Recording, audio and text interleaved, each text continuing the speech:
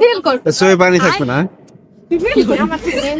আসলে প্যারাগ্রাফটা আমি নকল করি মানা নেই।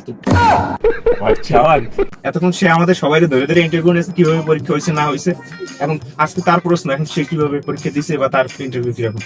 পরীক্ষার কথা যদি বলতে যাও,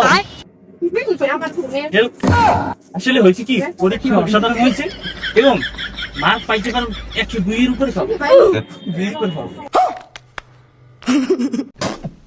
তোমার ভবিষ্যৎ চিন্তা কি? এই প্রশ্ন দেখে তোমার ভবিষ্যৎ পরীক্ষার চিন্তা ভাবনা? আসলে আমি প্রশ্ন দেখি তো পরীক্ষা দিইনি।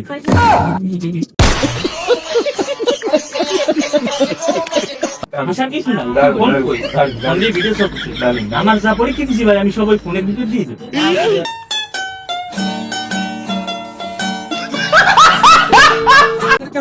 আপনি তো প্যারাগ্রাফটা লিখছেন। হ্যাঁ, আসলে প্যারাগ্রাফটা আমি নকল করি মানা নেই।